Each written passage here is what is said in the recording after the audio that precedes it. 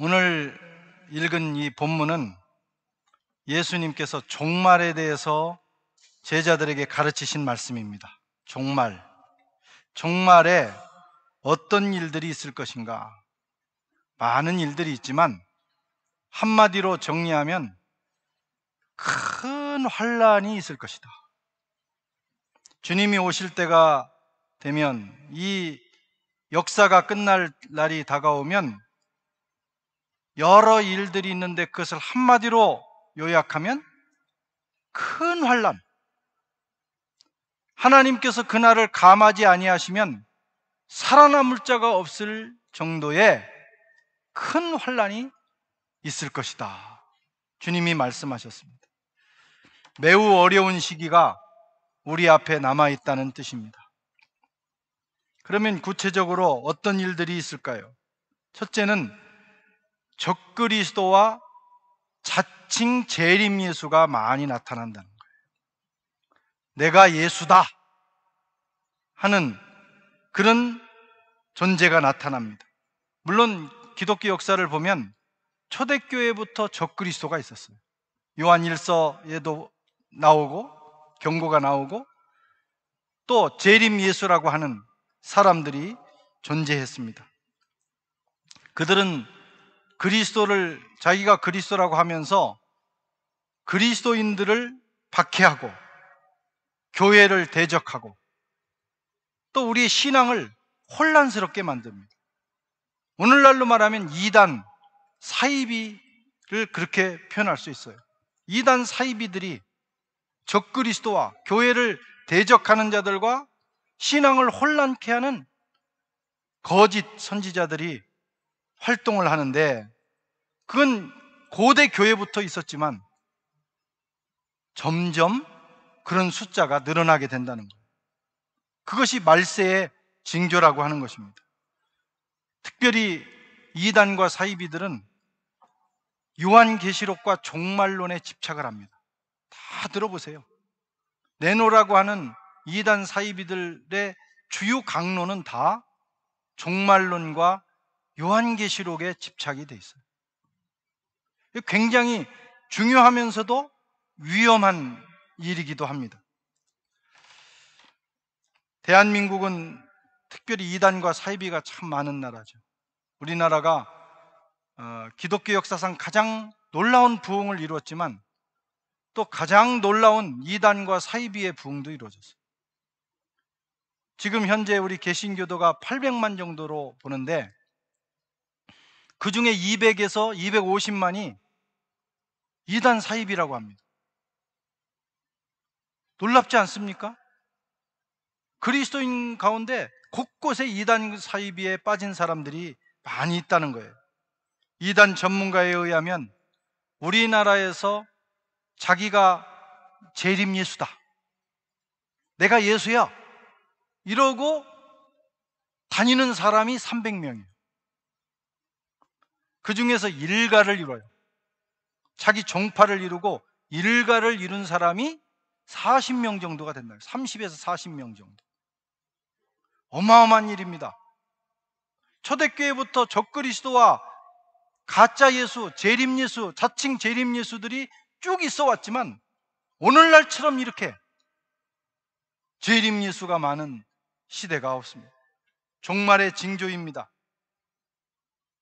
초대교회도 있었지만 점점 그런 사람들이, 내가 예수라고 하는 사람들이 늘어난다는 거예요. 역사의 마지막 때가 되면. 지금 저와 여러분이 살고 있는 지금이 바로 역사의 마지막 때입니다. 내가 예수다, 재림 예수를 자칭하는 자들이 늘어나고 있기 때문입니다. 그럼 어떻게 해야 되느냐? 이런 사람들을 우리가 이제 접하게 되고 또 거기에 빠진 사람들을 접하게 되는데 어떻게 하는 게 제일 좋으냐? 이단에 빠지면 참 구하기가 어려워요. 영을 받았기 때문이에요. 이단의 영을. 그래서 섣불리 그 사람들을 전도하려고 하지 말고 제일 중요한 건 일단은 피하는 게 좋은 거예요. 자꾸 만나서 말 섞으면 나도 전염돼 버려요. 그리고 그들을 혹시 개종을 시켰어도 그 독소를 뺄 수 있도록 그 교정하는 기관이 있어요. 그 기관에 맡겨서 한동안 훈련을 받아야 정통 교회로 돌아올 수 있어요. 그러니까 우리가 섣불리 그들을 대할 수 있는 문제는 아닙니다. 조심해야 됩니다. 내 믿음이 어지간히 좋지 않으면 조심해야 돼요. 그리고 그들의 말을 믿지 말아야 돼요. 그건 성경이 우리에게 주는 교훈입니다. 마가복음 오늘 21절에서 22절에 보면 그때 어떤 사람이 너에게 말하되 보라 그리스도가 여기 있다 보라 저기 있다 하여도 믿지 말라. 믿지 말라. 거짓 선지자들과 거짓 그리스도들과 거짓 선지자들이 일어나서 이적과 기사를 행하여 할 수만 있으면 택한 자들을 미혹하리라. 자꾸 접촉하고 그 사람들이 그런가 해서 이렇게 하다 보면 나도 모르게 미혹돼 버리는 거예요. 저는 그런 사람 많이 봤어요. 바캉스 끝나고 방학 끝나고 나서 만나면 사람이 헷가닥 돼 있어요. 보면 자세히 들어가 보면 이단에게 물들어 버린 거예요. 후참 돌아오기 어렵습니다. 그러니까 조심해야 돼요. 말세는 조심할 일이 많아요. 오늘 성경은 그들을 믿지 말라 그랬어요. 주님의 말씀입니다. 초대교회 사도 요한의 제자였던 폴리캅이라는 분이 있습니다. 이 폴리캅에 대한 일화가 폴리캅 감독이 전한 일화가 나오는데 사도 요한 예수님의 제자 아닙니까? 그리고 당대에 이제 끝까지 살아남은 순교당하지 않고 자연 수명을 하고 죽은 분이에요. 그래서 가장 끝까지 살아남았으니까 얼마나 영성이 깊겠어요. 그런데 이분이 경계한 것이 있어요. 그게 뭐냐면 이단입니다. 그래서 요한 1서에 보면 그 이단에 대한 얘기가 나오는 거예요. 하루는 에베소에서 공중 목욕탕에 갔는데 거기에 당대의 유명한 케린투스라고 하는 이단이 있었어요. 근데 마침 그 이단이 그 공중 목욕탕에 같이 들어온 거예요. 그것을 본 사도 요한이 뭐 영적 대결 한번 우리 기싸움 한번 해볼까? 뭐 영역 싸움 해볼까? 그렇게 할 문제가 아니라는 거예요.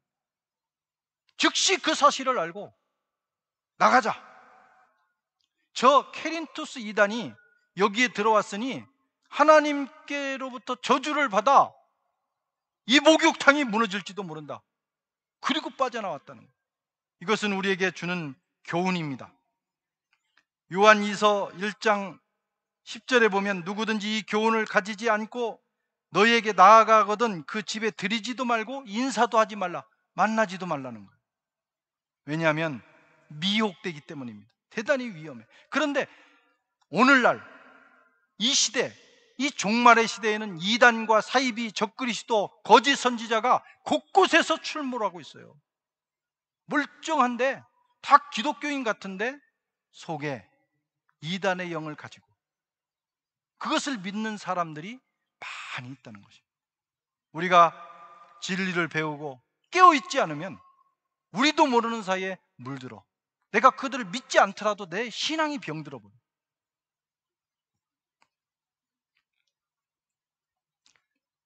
깨어서 기도하는 저와 여러분 되시기를 바랍니다. 그런 걸 볼 때 지금 말세 지말에 와 있어요. 우리가 사는 시대가 말세 지말이에요. 또 두 번째 현상이 뭐냐면 전쟁의 소문이 많이 들려온다. 7절 8절에 보면 난리와 난리의 소문을 들을 때 두려워하지 말라. 이런 일이 있어야 하되 아직 끝은 아니니라. 민족이 민족을 나라가 나라를 대적하여 일어나겠고, 마지막 때가 되면 또 하나의 현상이 뭐냐면 난리가 많아. 국지전, 나라와 나라, 민족과 민족이 싸우고 또 전쟁이 일어나요. 물론 전쟁은 인류 역사상 계속 있었어요. 그러나 종말의 때가 되면 그 전쟁이 곳곳에서 더 많이 일어날 뿐만 아니라 전쟁의 소문을 듣는다 그랬어요. 참 놀랐잖아요. 옛날 고대 시대에는 전쟁이 일어나면 같은 나라에서 전쟁이 일어나도 외국과 전쟁이 일어나도 어떤 오지에 사는 사람은 전쟁이 일어나는지 모르는 거예요. 그런데 오늘날은 우리가 이 프랑스에 살고 있지만 저 아프리카에서 일어나는 일도 다 듣게 됩니다. 전쟁의 소문, 난리의 소문을 듣게 될 것이다. 주님이 이 시대를 예언한 것입니다. 사람들은 평화를 바라지만 여러분, 세상은 전쟁으로 가득할 거예요. 지금 우리 분위기가 그렇지 않습니까? 대한민국의 평화, 극동의 이 평화를 모두 다 염원하지만, 그러나 늘 전운이 감도는 거예요. 언제 전쟁이 일어날지 모르는 그런 상황. 또 곳곳에 지금 난리와 전쟁이 있습니다. 그러나 끝은 아니라는 거예요. 이것은 시작이다. 이런 소문을 들을 때, 아, 주님 오실 때가 가까웠구나. 이런 소문이 자꾸 방송을 통해서 들려올 때, 아, 종말이 가까웠구나 하는 것을 깨달으라고 말씀하게 되는 겁니다. 여러분, 종말은 전쟁으로 오지는 않습니다. 뭐 3차 세계 3차 대전이 일어났다고 해서 그것 때문에 지구의 종말이 오지는 않아요. 그건 성경의 말씀이에요. 아직은 아니니라. 상황 때문에 역사가 끝나지는 않아요. 전쟁 때문에 수소폭탄이 다 터지고 말이죠. 원자폭탄이 다 터지고 막 온 세상이 핵전쟁이 일어나도 그것 때문에 역사가 끝나지는 않아요. 역사의 끝은 역사를 시작하신 그리스도를 통해서 끝납니다. 예수가 재림하시는 그날, 그걸 파루시아라고 그래요. 예수님의 재림. 예수님이 재림하시는 그날 역사는 종말을 구하는 거예요. 다만 이 전쟁, 난리의 소식은, 아, 주님의 재림이 가까웠다 하는 것을 우리에게 보여주는 일이라고 하는 것입니다. 이런 소식을 들을 때 남의 나라 일이라고 그렇게 쉽게 생각하지를 말고, 우린 영적으로, 아, 주님 재림이 가까워오니 우리가 깨어서 기도하면서 그날을 준비해야 되겠다, 이렇게 영적으로 깨어나셔야 됩니다. 세 번째는 지진과 기근 등 천재지변, 재난의 시대가 온다는 거예요. 문명이 발전하고 말이죠, 사람들이 그런 재난을 막아낼 것 같지만 이 재난이라고 하는 것은 막아낼 길이 없는 거예요. 우리가 착각하는 겁니다. 조금 어떤 부분은 막아낼지 모르지만 그거 막으면 또 새로운 재난이 생기는 거예요. 곳곳에서 지진이 있으며 기근이 있으리니 이는 재난의 시작이라. 기근과 지진, 또 각종 질병, 전염병이 창궐하게 된다는 거예요. 마지막 때가 되면 그런 일들이 많이 있을 때, 아, 가까웠구나, 주님 오실 날이 가까웠구나, 이렇게 생각하면 되는 것입니다. 지금은 코로나19 사태로 온 세상이 멈췄어요. 온 세상이. 이게 언제까지 갈지 몰라요. 가을 되면 날씨가 선선해지면 또 2차 사태가 또 온다고 합니다. 3차가 올 수도 있어요. 백신이 언제 나올지 몰라요. 또 항체, 아픈 사람이 항체가 형성되면 되게 안 아픈 건데, 오늘 아침 신문 보니까 항체가 형성이 됐는데 그게 유지가 안 된대요. 이야, 정말 무서운 재난의 시대를 우리가 살고 있어요. 우리가 어떻게 이렇게 마스크 끼고 예배 드리라고 생각했겠어요. 어제 우리 고대웅 형제와 발레리아 자매의 결혼식이 메리드 마시에서 있었는데, 결혼식도 말이죠, 마스크 끼고 하는 거예요. 마지막 신랑 신부가 그 사랑의 키스를 해야 되는데 마스크 끼고 이렇게, 그래서 마지막 사진은 우리가 마스크 벗고 찍자, 그래 그 시장님한테 얘기를 해가지고, 야, 예배도 마스크 끼고 우리가 온 세상을 마스크 끼고 살아야 되는 이런 때가 오리라고 21세기에 우리가 어떻게 이렇게 생각했겠어요. 그런데 우리가 상상하지 못하는 재난들이 계속해서 올 수 있다는 거죠. 마지막 때가 되면 앞으로 더 치명적인 일이 올 수 있다고도 합니다. 지금 베이징에서 일어난 그 바이러스는 더 세다고 그러잖아요. 그리고 앞으로 10배, 20배 더 강한 것이 올 수도 있다는 거예요. 제가 여러분 겁주는 거 아닙니다. 사실을 얘기하는 거예요. 이런 일들이 끊임없이 올 가능성이 있다.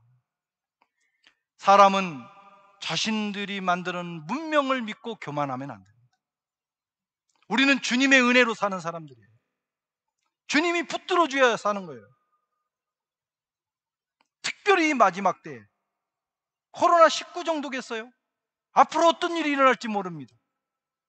그때 우리가 영적으로 깨어 있어야 되고 주님의 은혜를 더 깊이 의지해야 살아갈 수 있고, 또 그러다가 주님이 재림하실 때 재림 주님을 우리가 기쁨으로 맞이할 수 있는 것입니다. 네 번째 일은 마귀의 세력이 성소를 장악하며 본격적으로 박해하는 때가 온다. 그때가 되면 세상 끝날이 가까웠구나, 그렇게 생각하면 되는 거예요. 14절에 보면 멸망에 가증한 것이 서지 못할 곳에 선 것을 보거든. 서지 못할 곳이 어디냐면 성전을 얘기하는 거예요. 오늘날로 말하면 교회라고도 할 수 있어요. 읽는 자는 깨달을진저 그때에 유대에 있는 자들은 산으로 도망할지니라. 19절 20절에 이는 그 날들이 환난의 날이 되겠음이라. 하나님께서 창조하신 시초부터 지금까지 이런 환난이 없었고 후에도 없으리라. 만일 주께서 그 날들을 감하지 아니하셨다면 모든 육체가 구원을 얻지 못할 것이나 자기가 택하신 자들을 위하여 그날을 감하셨으리라. 큰 환난이 온다. 종말이 되면요, 그게 내가 살아있는 동안에 올 수도 있고, 또 우리 자녀들이 살아있는 동안에 그날이 올 수도 있고, 우리 또 후손이 겪을지 몰라. 언제 올지는 모르지만 그러나 마지막 때가 되면 큰 환난이 온다는 거예요.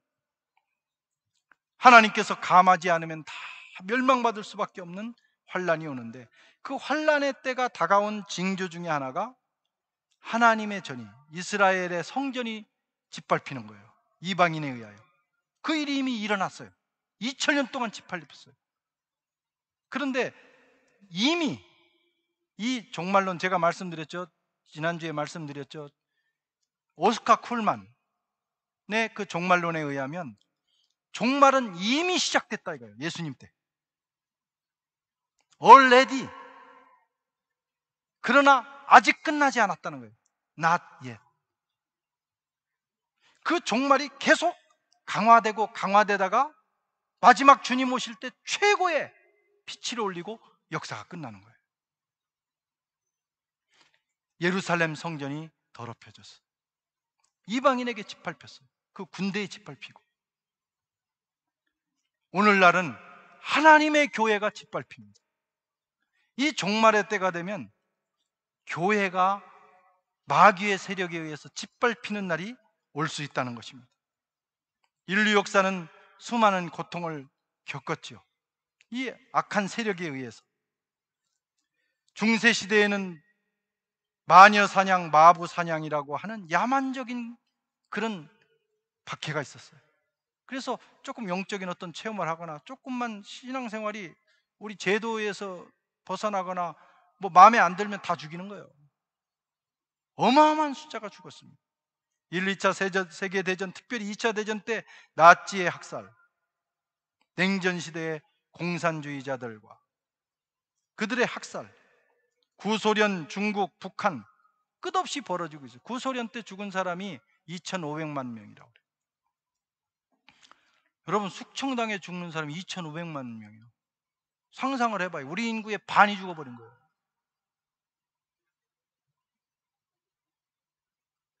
여러분, 옛날에는 사람들이 무지하고 야만적이어서 그랬다라고 생각하면 안 됩니다. 많이 배우고 오페라를 보고 발레 춤을 가서 보고 하는 문화인들이지만, 여러분 헷가닥하면 수많은 사람을 이렇게 죽이는 악마 같은 존재가 되는 거예요. 말세가 되면 그런 일이 많이 일어날 거예요. 중국이 공산화되면서요, 중국이 5,200만이 죽었네요. 죄송합니다. 중국이 5,200만이 죽고, 또 스탈린에 의해서 죽은 게 1937년에서 38년 2년 동안 200만 명이 죽었어요.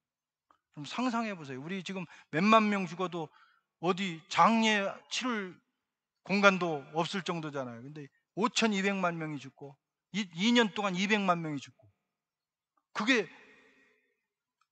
무서운 일입니다. 지금 북한의 김씨 왕조도 마찬가지입니다. 얼마나 많은 사람이 죽었어요. 숙청에서 죽고 또 기근으로 죽고,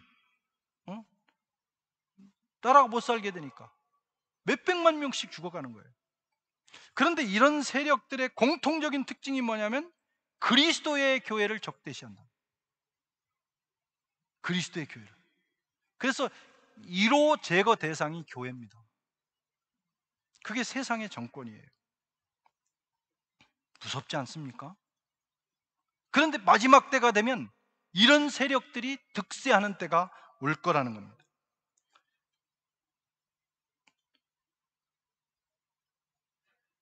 중국이 신앙의 자유가 조금 주어졌었어요. 그런데 최근에 굉장히 압박을 합니다. 그래서 지난 6개월 동안